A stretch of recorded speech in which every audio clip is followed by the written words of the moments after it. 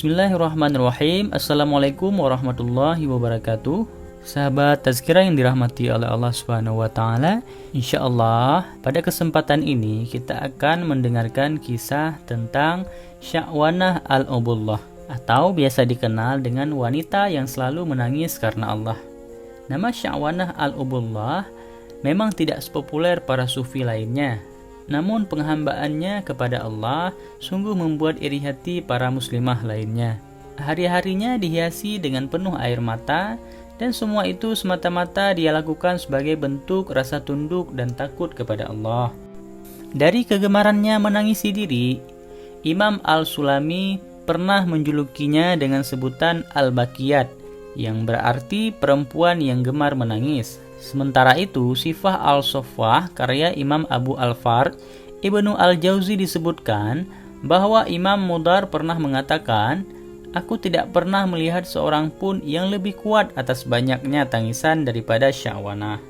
Imam Abdurrahman Al-Sulami dalam Tabaqat Al-Sufuyah Wayalihi Zikral Niswah Al-Murabbidat Al-Sufuyat mengatakan bahwa Sya'wanah tinggal di Ubullah. Ia adalah seorang perempuan yang mengagumkan, bersuara merdu, bagus bacaan Al-Qur'annya, memberi nasihat kepada banyak orang dengan membacakan ayat-ayat Allah dan sunnah nabinya, hadir di majelis orang-orang zuhud, ahli ibadah dan orang-orang yang sedang berupaya mendekati Allah Subhanahu wa taala.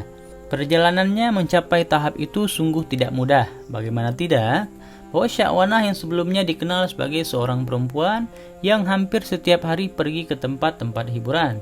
Sebab satu kisah ia pernah mendapat hidayah yang tidak pernah ia duga. Pada suatu hari, saat itu ia bersama budak-budak perempuannya berjalan menyusuri suatu gang di Basrah. Lalu ketika dirinya sampai di depan pintu rumah, ia mendengar suara teriakan yang begitu menusuk gendang telinga. Dirinya berkata, "Subhanallah, begitu memilukan, suara apa itu?"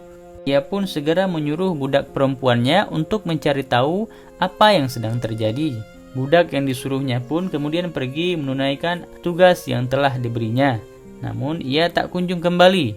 "Sya'wanah, kau pun kembali menyuruh salah satu budak." Sya'wanah kemudian kembali menyuruh salah satu budak perempuan yang lain untuk melihat apa yang sedang terjadi. Si budak itu pergi, namun ia juga tak kembali. Hingga untuk kesekian kalinya, dirinya kemudian memerintahkan salah seorang budak perempuan yang lain untuk mencari tahu apa yang telah terjadi sambil berpesan agar budak itu cepat kembali.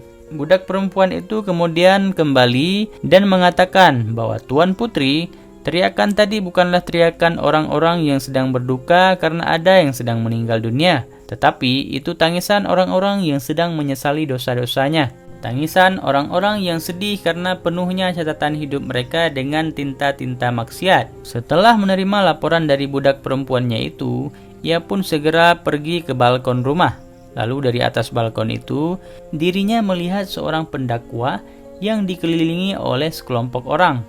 Pendakwah itu sedang memberikan nasihat dan wejangan kepada mereka, mengingatkan mereka akan siksa Allah Subhanahu wa taala hingga mereka bercucuran air mata. Sya'wanah lantas bergabung dengan mereka. Sang pendakwah kemudian membacakan ayat Al-Qur'an yang berbunyi, apabila neraka itu melihat mereka dari tempat yang jauh, mereka mendengar kegemarannya dan suara nyalanya, dan apabila mereka dilemparkan ke tempat yang sempit di neraka itu dengan belenggu, mereka mengharapkan kebinasaan. Surat Al-Furqan ayat 12-13. Setelah mendengar lantunan ayat tersebut, bagai belati yang menancap dan merobek tubuhnya. Dirinya kemudian merasakan sakit dan kepedihan yang menusuk hati. Hingga kemudian ia berkata, "Wahai Syekh, aku adalah salah seorang penghuni neraka itu. Jika aku bertaubat sekarang, apakah Tuhan akan mengampuniku?"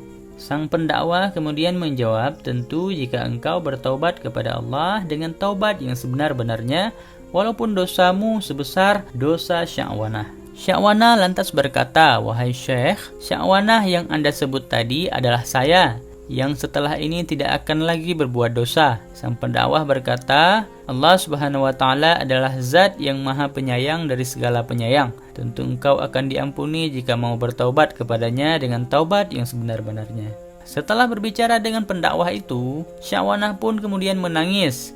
Air matanya turun seolah-olah menyesali segala perbuatan buruk yang pernah ia lakukan.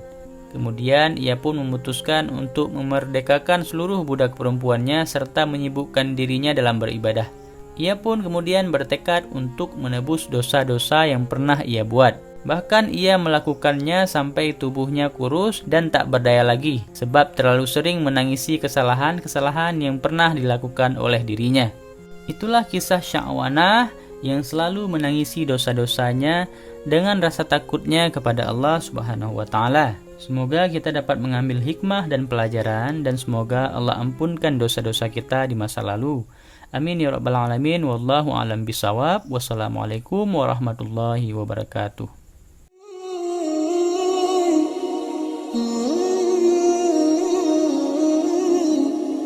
Oh